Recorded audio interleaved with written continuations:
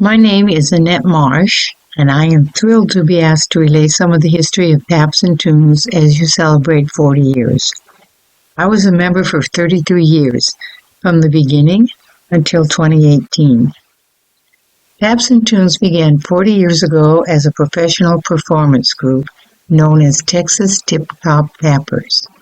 It was founded by two professional artists, Tex Clyde Edelman and Gracie Toon. The Tex stood for the name of Tex Clyde Edelman.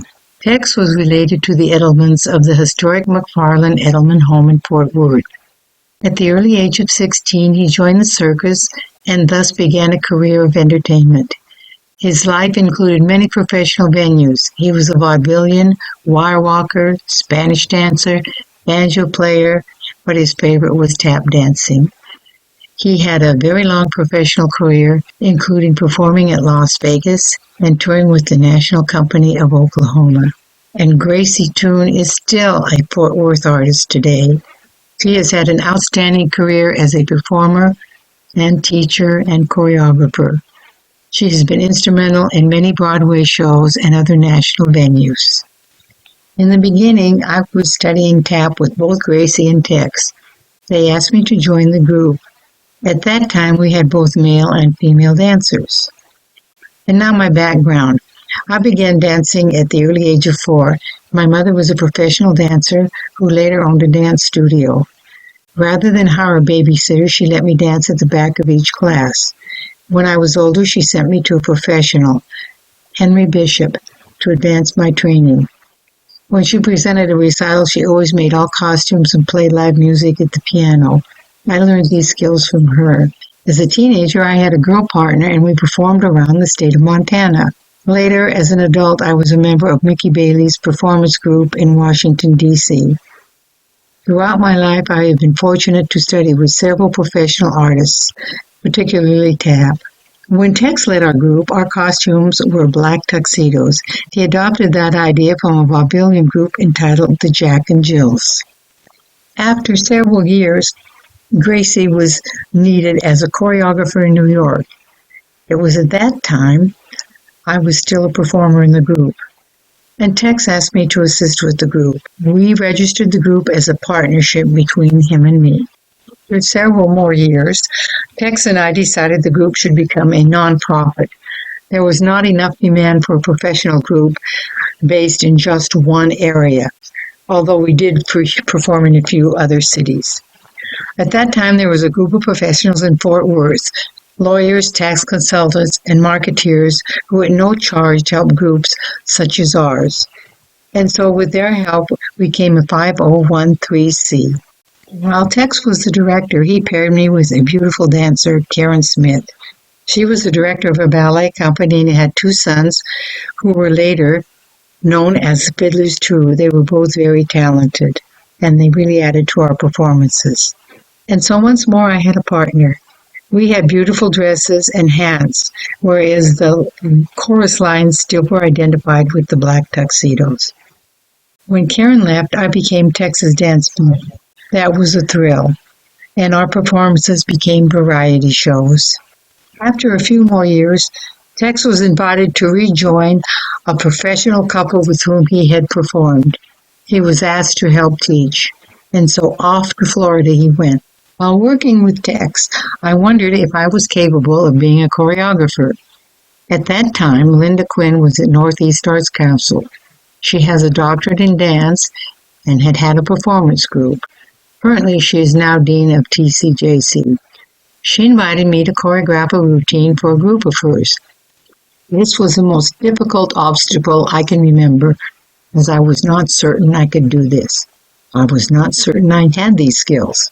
The dance I choreographed was deep in the heart of Texas. And hooray, it was a success. It later became a routine performed by Taps and Tunes. And I learned I loved to choreograph and had a talent for it. One of my fond memories, and there are many, is when Larry Howard, a Broadway performer, commented he would love to have seen me choreograph a dance on Broadway. Thus, when Tex left, I decided I would try to keep the group moving forward. Following in the footsteps of two such professionals, I decided to wait a year I decided that as a new artistic director, I needed for the group to have its own new identity and not try to copy the wonderful professionals that had started the group. And so the current group ended for that time. After a year, I began to form the new group. I once again accepted help from the professional group in Fort Worth. A marketing group suggested renaming the group Taps and Tunes, since we perform musical variety type shows. They helped me redesign our mission of performing for seniors.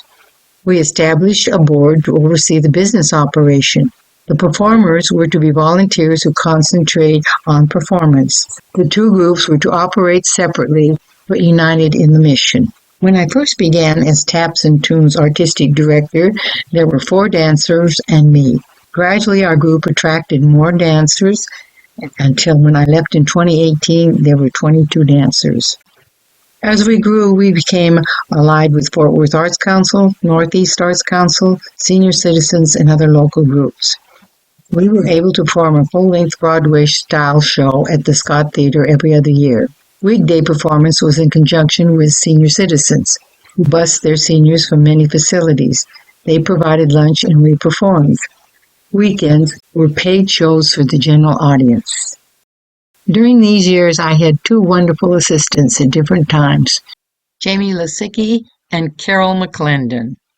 Patty Burtwell choreographed some novelty dances for us, and some of the members performed songs and also choreographed wonderful skits for us. It was with their help that the group was able to grow. With their additional choreography, we were able to mount shows with a lot of variety.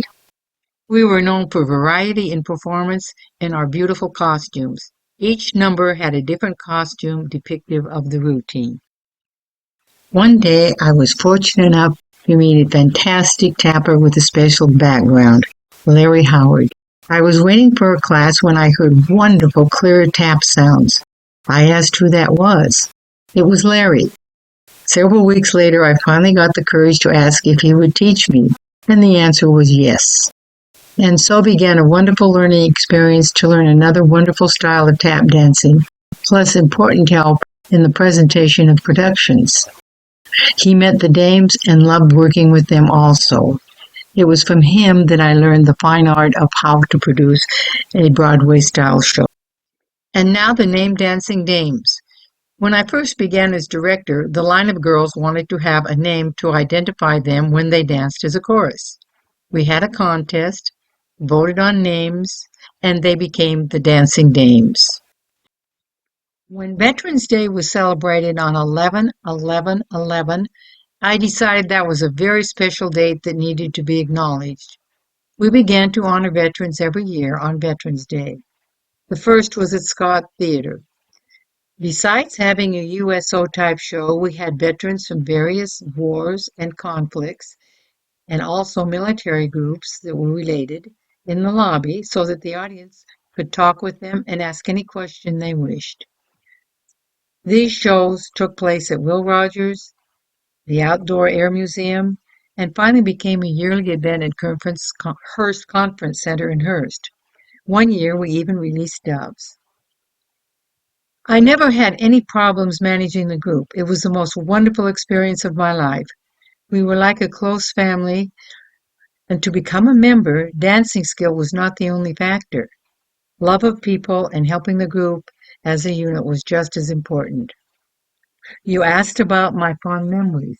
I have many fond memories, so many that it would take a very long time just to relay them. And there are also some very funny incidents that we all enjoy hearing about. I was with the group 33 years and am thrilled that the group is still functioning at 40 years. Congratulations! What an achievement!